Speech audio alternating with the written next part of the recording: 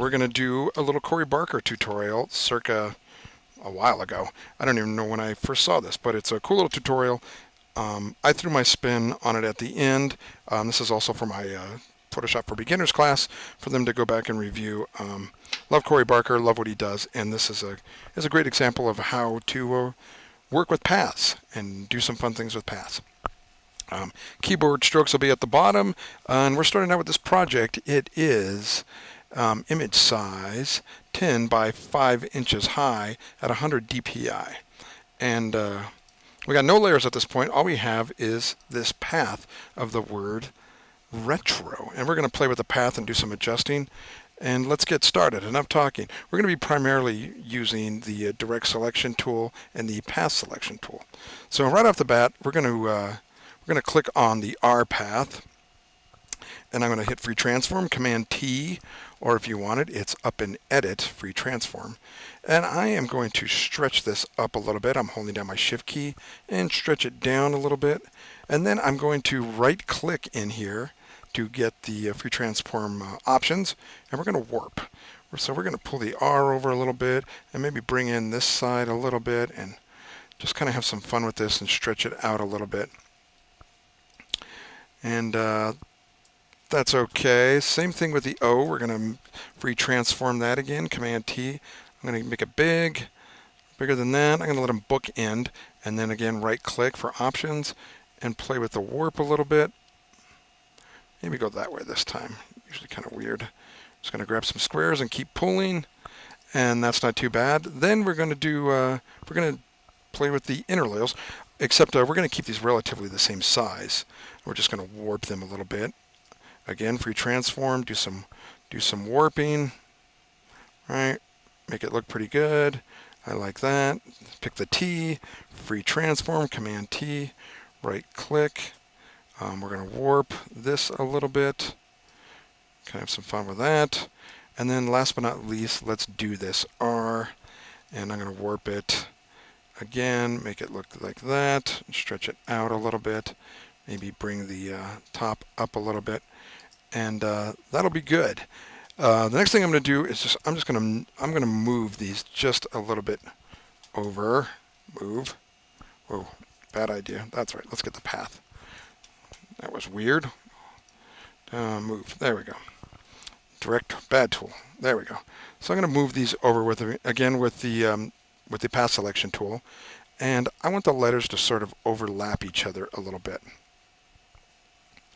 All right, just a little bit, and move my R over a little bit. I kind of want that close to there. Get my O over just a little bit. I'm kind of trying to close out these spaces just a little bit, and I think I might have to play with that R one more time and just get it to warp over a little bit more like that. That looks pretty good. Let's go with that. Whoop, there we go. All right, so we're going to go with that and keep that going there. I am going to command click this icon for my selection, so hold down your command key and click the path icon, and that'll give your selection. Back to the layers tab, brand new layer at the bottom here, new layer, and I'm going to call this text. All right, and on that new text layer, we're going to fill with gray. So I'm going to do Shift Delete. You can see that at the bottom there, and we're going to do 50% gray. You can also grab this from the fill command on the edit.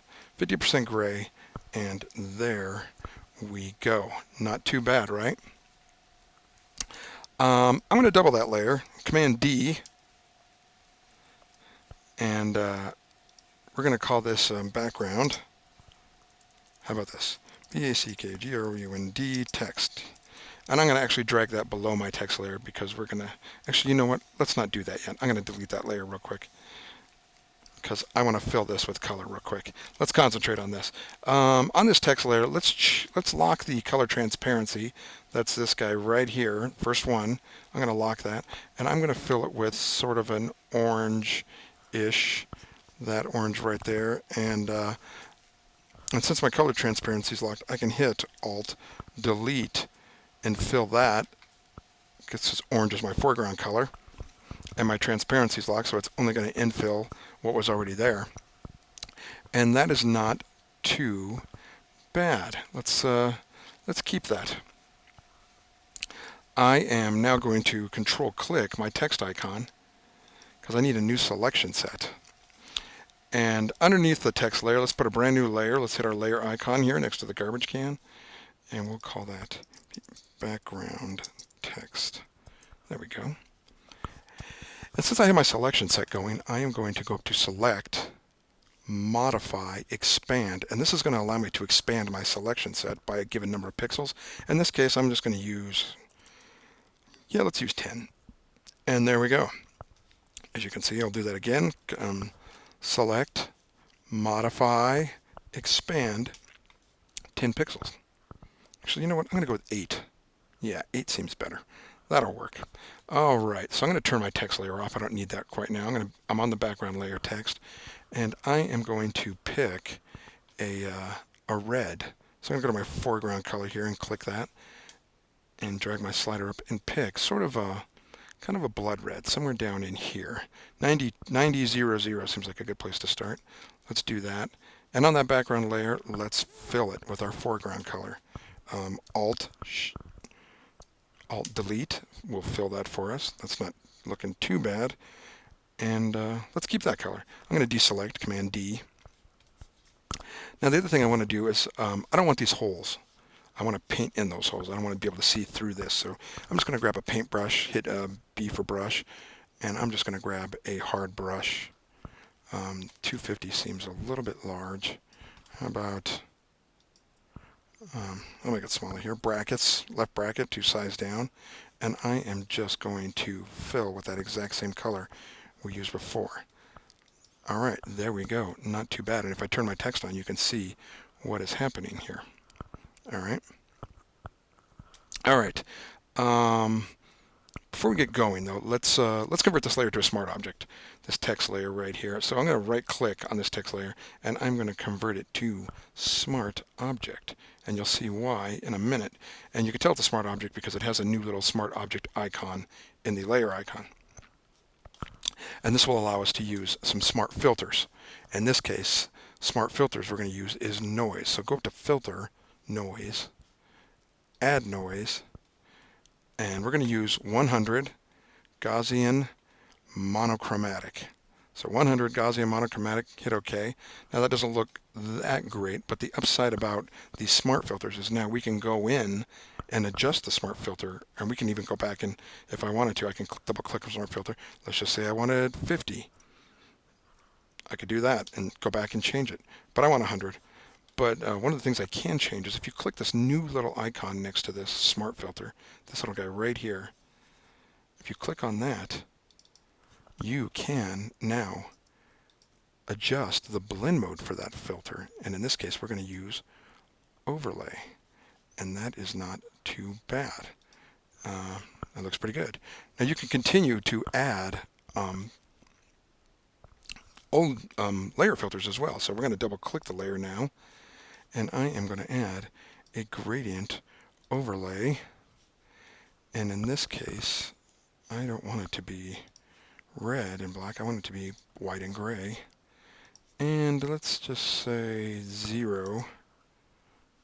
And we're going to go with linear. And we're going to need it at 90. We are going to need it at 90. I take it back. Minus 90 will do it for us. And I have it set to overlay. It's not too bad. It's kind of lightening that up a little bit. You can sort of see what's happening there. And we're going to keep that for now. Okay, one of the cool other things we can do is we can add a drop shadow. Actually, we're not going to drop shadow just yet. Let's add, let's keep all that for now. We're just going to hold on to gradient for now. Hit OK. Okay, let's go back to this layer right here, our background text. We're going to double click that. This is where we're going to add a bunch of layer styles. First thing we're going to add is a bevel emboss. And let's try to find something that's not as aggressive as that. I want it to be sort of, I think maybe size 2. I got bevel smooth, depth 100, and we're just going to keep this super subtle and very simple. 45, 45 for angle and altitude, size 2, depth 100%, and that should save you. That's not too horrible. Let's keep that. Let's try adding, though, a gradient overlay. So click on that guy. Ooh, that's already perfect. That's not looking too bad already. I'll slide it up just a bit there. I have overlay set to 100, overlay 100, and 150 minus 90, and you can see what's happening there. It's not looking too shabby. We can even probably, let's go 150. 150 is pretty good. It's nice and soft there. All right. Now, anything else we need to add here? Let's add an outer glow. How about that? We're going to do a little outer glow. Green might be a bit weird. Let's try picking something from the reds that we had. Maybe up just a little bit. I kind of want this to be a little bit subtle. You can sort of see it there. I'm at 25 for opacity. It's set to screen. Spread is at 6. Size is at 40. That should do us. Okay, let's stop there for now. I'm going to click OK. I'm going to turn my text back on. Now we need to add a bit of a drop shadow, and we may have to fix that gradient in the background. But I want to build my own drop shadow. We could build a drop shadow into this, but let's build our own. New layer above background text. All right, and I'm going to control click my text layer to get a selection. All right, and I'm going to turn that off for a second. I'm just going to click the eyeball and turn it off so you can see this. And in that selection on our new layer, which by the way I'm going to name shadow, I am going to fill it with black. So let's reset our colors. D will reset your colors. And I am going to hit Alt Delete, and fill that with black. And Command D to deselect. Not too bad. Let's put a little blur on this. Filter, blur, Gaussian. And 3 might be too much. 2 is, maybe 3. Let's go with 3. And there you go. And you can see my shadow. Now, one of the cool things you can do with this is you can now, I'm going to turn my text back on. The reason I did it this way is because I want to sort of create a wacky, sort of crazy shadow.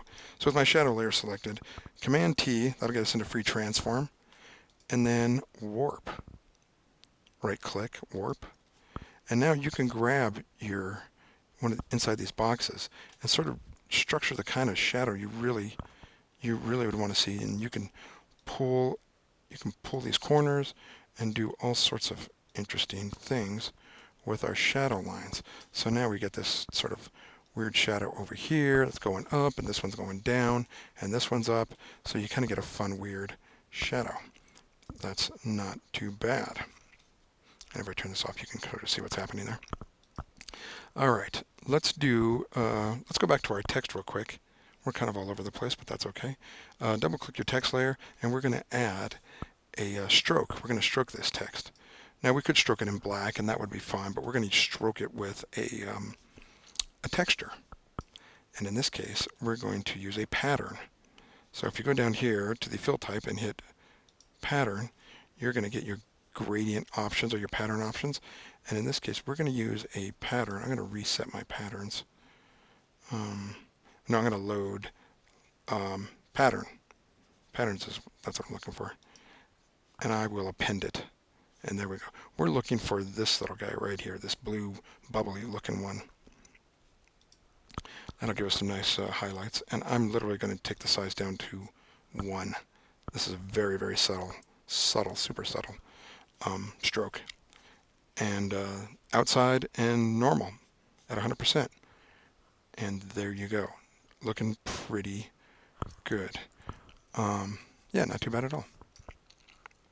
What else can we do here? I want to double check that gradient on that and see how I did. That's not too bad. Yeah. What if we use multiply just out of curiosity? Yeah, not great. All right, we're gonna keep it on overlay, and maybe size it down just a bit. There we go. So it's not so harsh on top there. I got it at 70 for scale. Okay, not looking too bad. I feel like I'm missing something, but I don't know what. I want to check the gradient in the background because that's a little dark. Hold on a second there. I'm going to turn off my shadow. That is a little too dark for my taste. So why don't we try a radial gradient, see how that goes. That's even darker. Unless we take it down a bit. Yeah, I like that a little bit better, actually. It's got some power, but you can still see the drop shadow is really kind of what I'm looking to make sure I'm seeing is the drop shadow behind it. That's not too bad. I'm going to, let's put a couple lens flares on this. I'm going to put a new layer on top. And using my brush tool, I'm going to go find my lens flare brush. And this is a different machine, so it's all over the place than I'm accustomed to having. Let's try that one. Oh, I got to switch to white. X to switch my lens flare to white. A little bit big. That's not too bad. And maybe put one down there. You know what else I'm going to do? I'm going to collapse these guys. Behind everything, I'm going to put a little light ray deal here. I'm just going to call this backlight. And I'm going to grab that 8 Suns brush. That one I like to use. Where is my 8 Suns brushes? There we are. 8 Suns. I think I'm going to grab this little guy right here. Ooh, that's not the one I want. That's a little bit too much. Maybe this guy. Let's size him down and see how he looks. Bracket. So you can see it. And yeah, that's not too bad, right? It's pretty good. I got a little backlight happening. All right, everybody. So that is our little abridged retro design. Hope you enjoyed watching. Have a good day.